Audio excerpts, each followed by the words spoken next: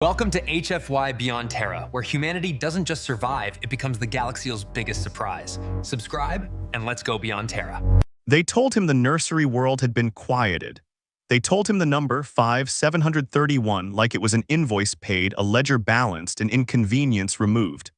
The Cosmic Emperor stood alone in the ocular throne, surrounded by a ring of black mirrors that showed him what he wished to see: a galaxy kneeling, a future obedient, a history rewritten. Then the mirrors flickered, not with rebellion, not with fire, not with a fleet cresting the void. With a single word, whispered through the palace comms, carved into the imperial seal on his desk and somehow blooming in the air as if the universe itself had spoken: witness. And for the first time in 3 centuries of conquest, the Emperor felt something he had forgotten how to name: not fear of death, fear of being known. The Cosmic Emperor's palace was not built on a planet. It was anchored to the seam between star lanes, a cathedral of alloy and dark crystal that drank photons and returned only a soft, devotional gloom. From the outside, it resembled a broken crown drifting through the vacuum, jagged spires, fractured halos, and the unmistakable geometry of someone who wanted the universe to look up. Inside, every corridor curved subtly toward the ocular throne, as if the entire structure were an eye and the Emperor its pupil. He liked that. He liked the implication that all roads became him. He liked the way ambassadors faltered when they realized the architecture was not meant to welcome them but to measure them. Tonight, the palace breathed with efficient celebration. Not music, he hated music that wasn't a marching rhythm, but the murmured motions of protocol. Aids moving like clockwork, flags being lowered and raised, a new set of proclamations queued for transmission across the spiral arm.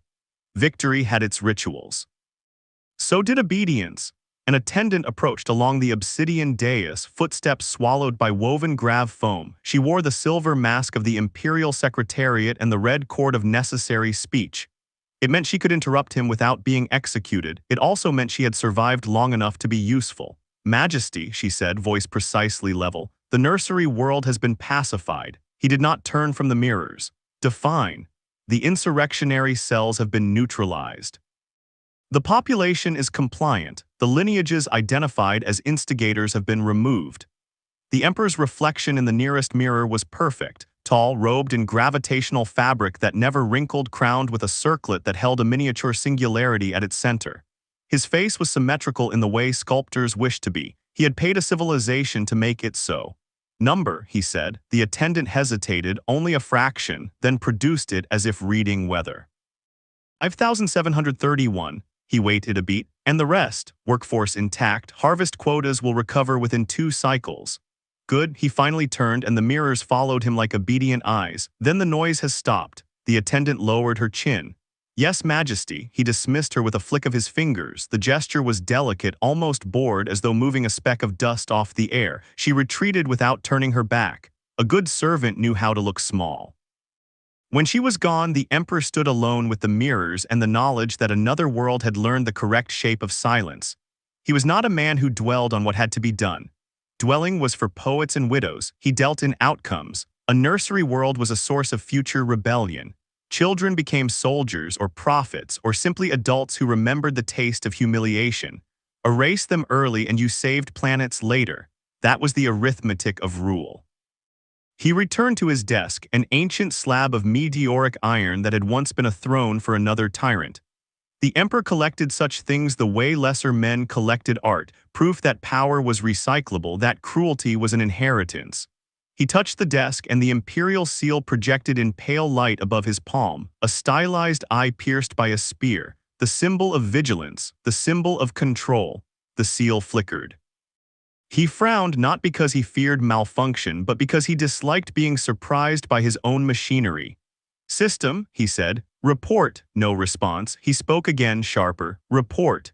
The palace did not answer with its usual chorus of serval pings and compliance tones. Instead, something else seeped into the room, a faint static like distant rain on metal.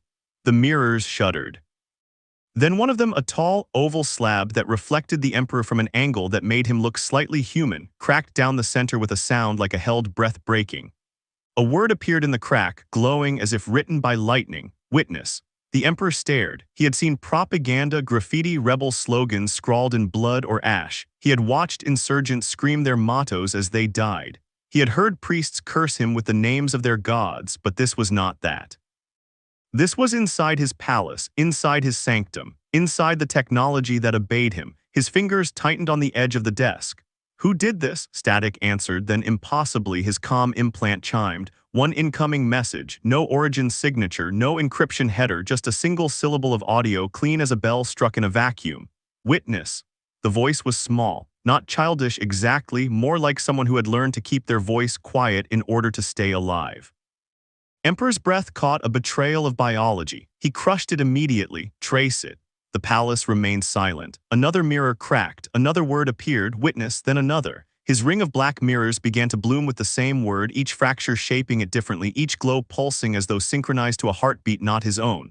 The Emperor felt a pressure behind his eyes, not pain, something worse. Memory. He had a rule: no record without permission, no archive that could not be rewritten. No sensor data that did not route through the imperial sensors. History was his property, so he did what he always did when confronted with anything that resisted him.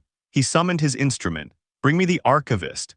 Within minutes, the doors opened and a figure entered, escorted by 2 palace guards with rifles that hummed softly with constrained stars. The archivist wore no mask because he was not a person in the way the Emperor's court understood personhood.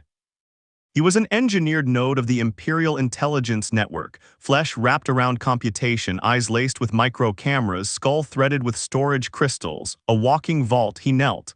"Majesty." The Emperor gestured to the mirrors, to the word burning through them like a contagion. "Explain." The archivist's pupils dilated as he scanned. His throat clicked, data moving. "This is not within authorized lexicons," he said slowly. "Of course it isn't," the Emperor snapped. "It's an intrusion, a hack." "A rebel trick," the archivist shook his head almost imperceptibly.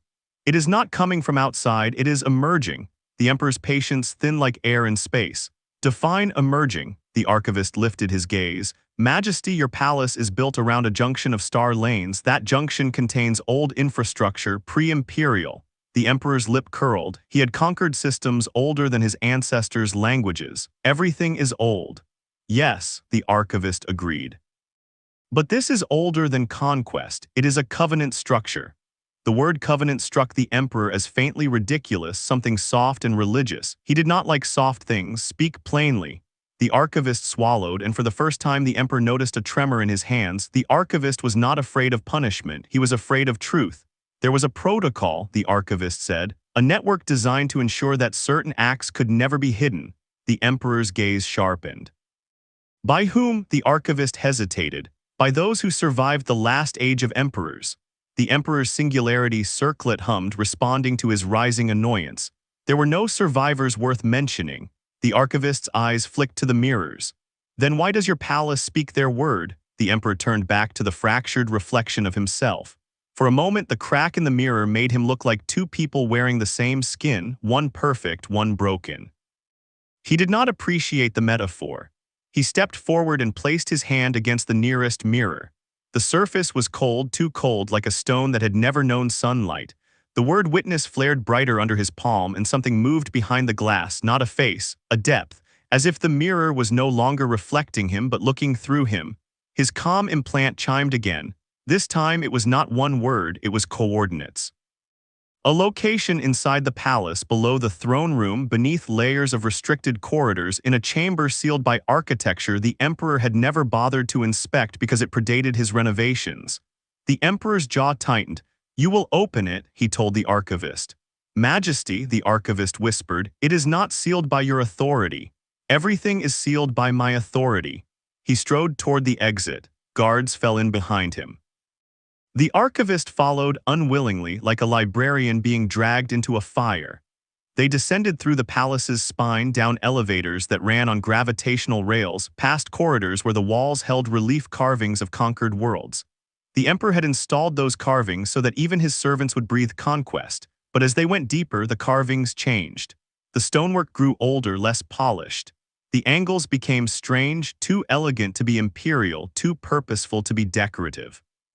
Symbols appeared that the Emperor's designers had never replicated. Spirals inside spirals, eyes without spears, hands open instead of clenched. At the end of a narrow passage, they found the door. It was not a door in the imperial sense. It had no console, no biometric scanner, no slot for an access rod. It was a slab of pale metal with a single word etched into it as if carved by someone patient. Witness. The guards raised their rifles. The Emperor held up a hand and they froze. Stared at the slab with a kind of irritation that bordered on respect. How, he murmured, does a word keep a door shut? The archivist's voice was soft. Because the door isn't locked, it's waiting. For what? The archivist looked at him, really looked, as if studying an equation. For the one it was built to address. The Emperor's laugh was cold. Then it will wait while I melt it, he signaled, and a guard stepped forward with a cutting torch calibrated for starship hulls. The beam kissed the metal. Nothing happened. The torch sputtered, then died as if starved. The guard stared at his tool in confusion. Majesty, the Emperor's annoyance sharpened into anger. He lifted his hand and the singularity circlet responded. Gravity warped, air thickened, and the guard's torch crumpled like paper. Enough, the Emperor said. Step aside. He approached the slab himself. The word witness sat there, indifferent, as if it had outlived stronger men than him. He placed his palm on the etching. The metal warmed under his touch, not heat but recognition. His calm implant chimed, a voice again small, again steady. Witness. The door slid open, not with hydraulic hiss or mechanical grind, but with the quiet ease of something that had never been forced, only invited. Beyond it was a chamber that did not fit the palace's geometry. It was round, smooth, and faintly luminous, as if the walls were made of condensed moonlight. In the center stood a pedestal, and above it hovered a sphere of black glass no larger than a human head. The sphere rotated slowly, as if turning to face whoever entered. The Emperor stepped inside, and the guard stopped at the threshold as if an invisible line held them back. The archivist followed. He could cross, but only barely, as though the air thickened around him. The Emperor looked at the sphere. What are you? The sphere answered without a speaker. The voice appeared inside the mind, clear, patient, ancient. I am the witness engine. The Emperor's expression did not change, but something in his shoulders tightened. Engines serve. This one does not, he scoffed. Everything serves eventually, not truth. He circled the pedestal, studying the sphere like a predator examining prey. He felt no fear. Fear was for those who believed they could lose. He had built an empire on the premise that losing was for others. What do you want? He demanded. You have done a thing that cannot be hidden. The Emperor's voice sharpened. I have done many things. The galaxy still kneels. Kneeling does not erase.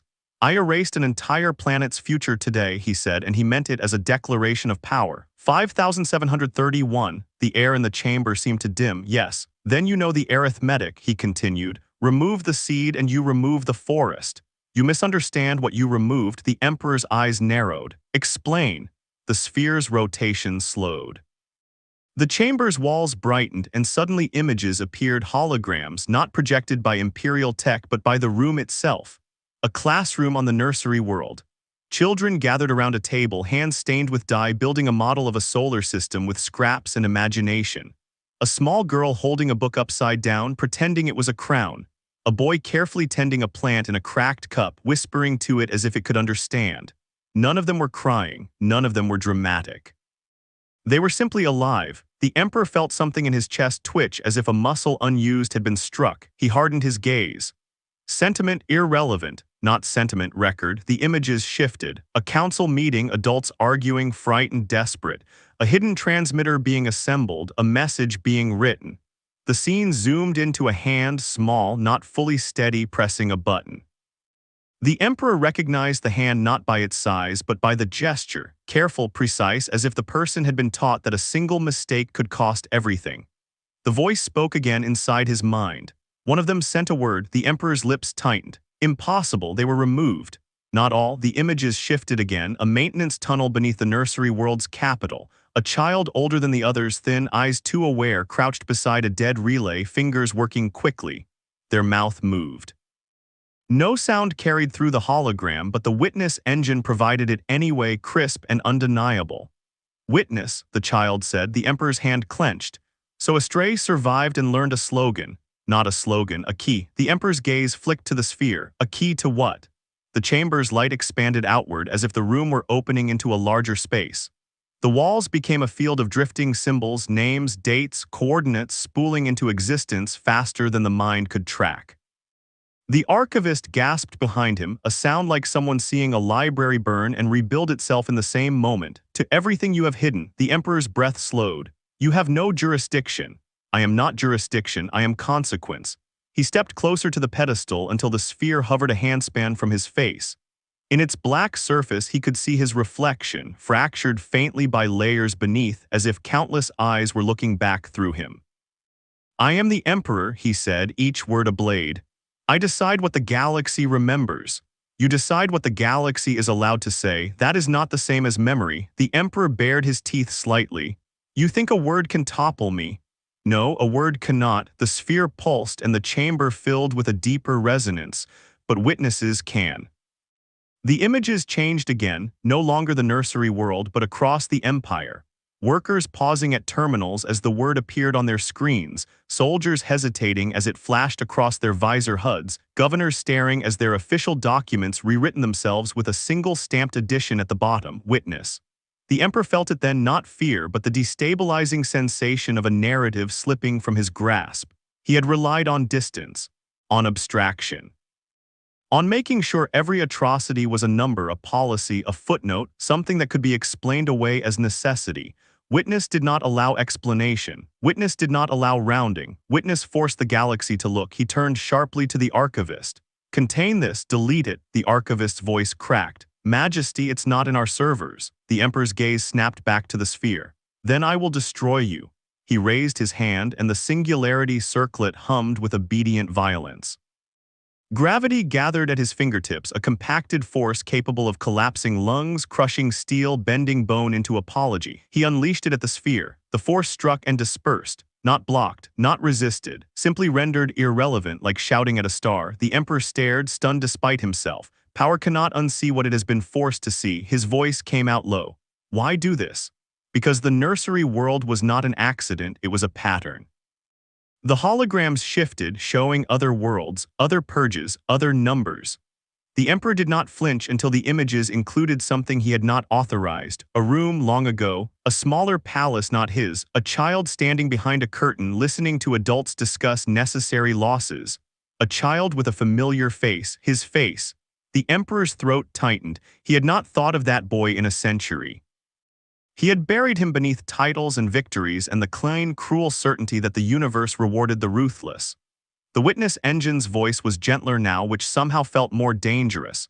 "You were once a number someone dismissed." The Emperor's hand trembled barely. He hated it. He hated the chamber. He hated that one word could pry open doors he had welded shut inside himself. He forced his voice steady. "If I was once dismissed, then I learned the lesson correctly. Did you?"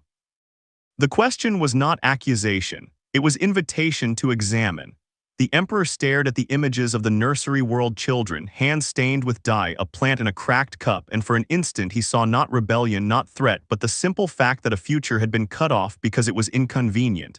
The chamber fell silent except for the slow rotation of the sphere. And then the child's voice returned through the calm implant, through the walls, through the mirrors of the palace above. "Witness," they said again. This time it did not sound like a key, it sounded like a verdict. The Emperor straightened, the old reflex of command snapping back into place. "No," he said, "not to the child, but to the universe.